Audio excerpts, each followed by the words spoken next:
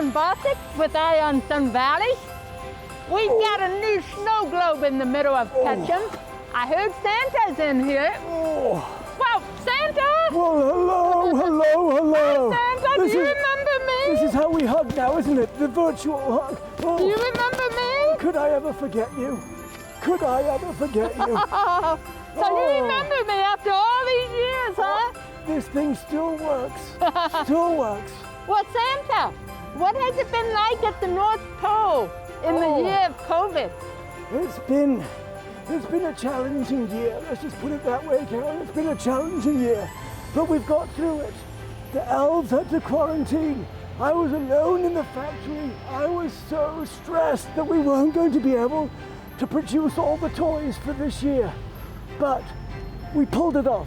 I had an idea for some toys, and it gave me the opportunity to develop the idea, and we just finished just in time. So the elves have made some new toys in COVID quarantine, huh? Yes. Wow. It's been a blessing to develop those toys for sure. So Santa, how did you come up with this snow globe? It looks like a little igloo. It is indeed. It's a snow globe. It's a socially distanced 2020 snow globe.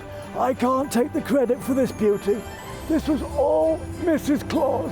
See, I was so worried that I wouldn't be able to meet with the children. And I was sat there and I was feeling very depressed. And she said, I have an idea. When she says she has an idea, they're usually pretty good. So she said, I'm going to make you a bubble, and you'll sit inside the bubble, and the children will be able to be on the outside of the bubble, and that's the way that you'll be able to communicate. I said, that's genius. So she whipped it up with the elves. We did a few drawings, and we made this beautiful globe that you see here. It was pretty heavy to put on the sled. It was a little back heavy, so she didn't really, factor that in, but we got by. And then she started adding the chair, the tree, and it was quite a hassle, but it's absolutely been worth it. The kids have loved it, and we found out this very clever way that I can have a microphone, and then there's a speaker outside, so that the kids can then call me on the cell phone. I listen in this ear, and then I speak out, and then they can all hear. Very genius. I can't wait for Mrs. Claus to see it. The funniest thing happened last night. It was so heartwarming.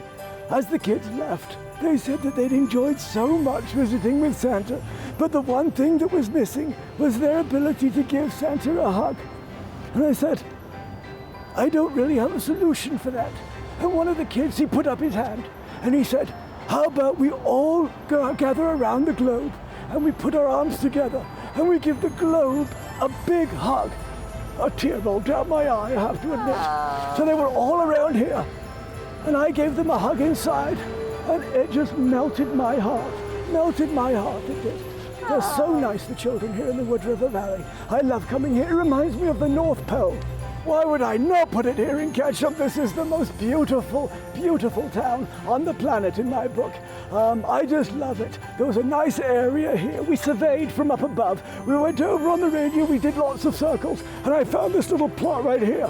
I got in touch with the nice people that own the building, and they said we'd be only too happy to host you here at the old Rico's building on Main Street. So I said, that's fantastic. You know what we'll do? I've got some time on my hands until Christmas Eve. Every 5 o'clock, we will be set up here for children to come and have their photograph taken with Santa virtually and talk and ask some questions. So starting tonight, Wednesday, we're going to be going all the way through Christmas Eve, visiting with the children. Then I really must get to my main job of the year. So Santa, you're gonna lose weight unless we feed you enough cookies at Christmas Eve. That's a whole other topic. So from March through till about late summer, I was feasting like everybody. We were stuck at home. I was in the factory. Mrs. Claus was cooking. I was eating all the food. And I got so huge. She said, you know that Santa suit? It was large, but it's not XXX large. You're going to have to go on a weight training program. So I thought, oh gosh, that's true. If I'm going to deliver presents all over the country, I need to lose some weight. So I lost a lot of weight, and now I think I've overdone it. It's a little sloppy again. But yes, I'll lose some more pounds in here, but that's okay.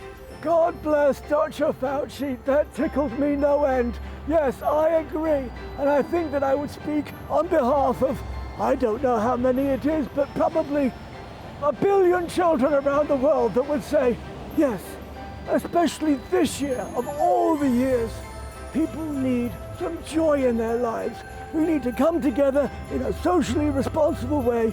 We need to just try and get through the next 3 months with this apparatus on our face, and then hopefully by March, April, May, we can resume to some sort of normality. That's my hope anyway. And next year, I'll be back.